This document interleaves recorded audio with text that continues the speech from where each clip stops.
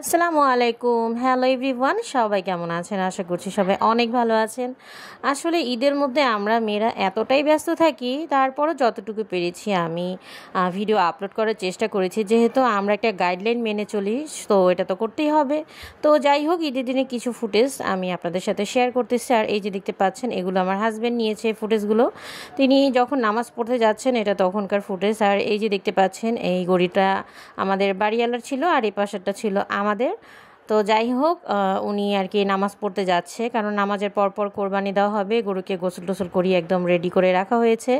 আর এই তো দেখতেই পাচ্ছেন, উনি অলরেডি মসজিদের ভেতরে ঢুকে গেছেন নামাজের জন্য।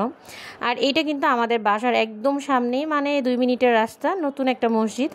তো যেহেতু বাসার কাছেই, তো এখানেই নামাজটা পড়া হয়েছিল, ঈদগাহ মাঠে আর যাওয়া হয়নি।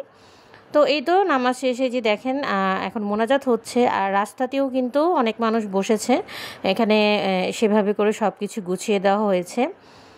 তো এই তো নামাজ পড়া প্রায় শেষ। তো এখন আর কি মোনাজাতটা হচ্ছে। তো আসলে নামাজ শেষে এগুলো সব আবার গুছিয়ে রাখতেছে। তো এই তো আমার আব্বু আবার আমার হাজব্যান্ডকে আবার ডাক দিল, মানে মসজিদের ভিতরে নানা নাতি মিলে একটু শ্যুট করবে, একটু ছবি তুলবে, এই জন্যই। তো যেহেতু আমাদের মহল্লার মসজিদ, সবাই নিজের মতোই, সব নিজ মহল্লার মানুষ, সবাই সবাইকে চেনে। তো যাই হোক, এই তো দেখেন আমার বাবা, মানে আমার বাবা আর আমার ছেলে, আমার 2 বাপজান একসাথে দাঁড়িয়ে ছবি তুলতেছে। তো আমার হাজব্যান্ডকে বলতেছে একটু ভিডিও করো, আমি আমার ফেসবুকে পোস্ট করব।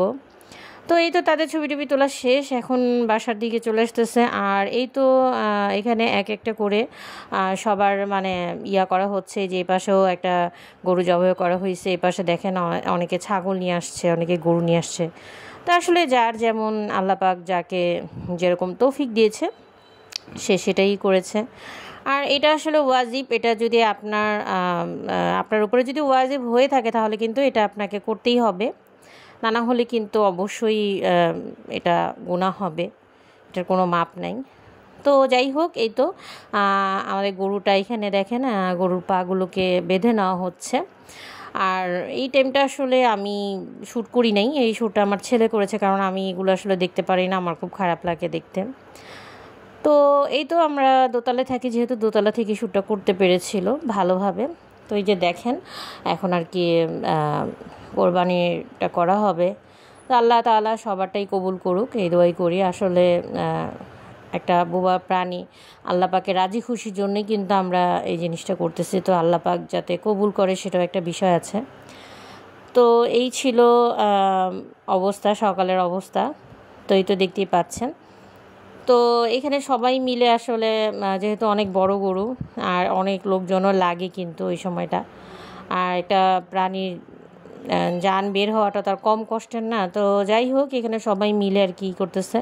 তো এখানে পানি টানি দিয়ে সব কিছু পরিষ্কার করা হচ্ছে।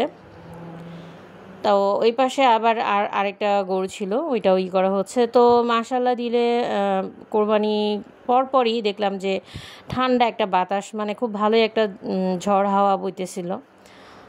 তো হয়তো বৃষ্টি আসবে। আর এই তো অলরেডি বৃষ্টি চলেও আসছে, দেখেন কি সুন্দর। তো বৃষ্টি এসে গরম আবহাওয়াটা একদম ঠান্ডা করে দিল, সব কিছু যেন একদম শীতল হয়ে গেল।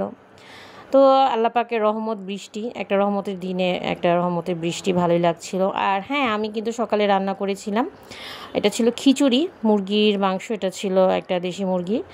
তো দেশি মুরগি দিয়ে, পোলার চাল দিয়ে আমি খিচুড়িটা রান্না করেছি। আর সেই সাথে ছিল আচার। আর আমি আসলে গরুর কোনো আইটেম রান্না করি না, কারণ গরু তো রান্না করবই।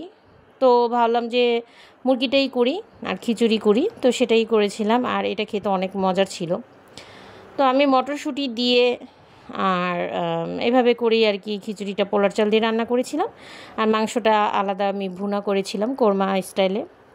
আর এই তো কোরবানির পর এই যে মাংসটা নিয়ে আসা হয়েছে। তো আমি ফার্স্টে একটু মাংস বসিয়ে দিচ্ছি। আর যেহেতু আমরা আসলে পরিবারে কম মানুষ, তো আমাদের অত বেশি মাংস আসলে বসার দরকার নেই। তো আমি যতটুকু লাগবে অতটুকু রান্না করতেছি।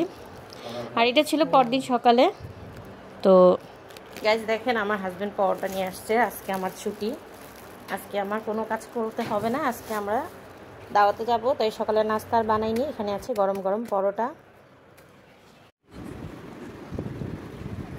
সকালবেলায় মানে কুরবানি ঈদের সকালে এরকম গরুর মাংসটা দিয়ে পরোটা, এর চাইতে মজার আর কিছু নাই, তাই না?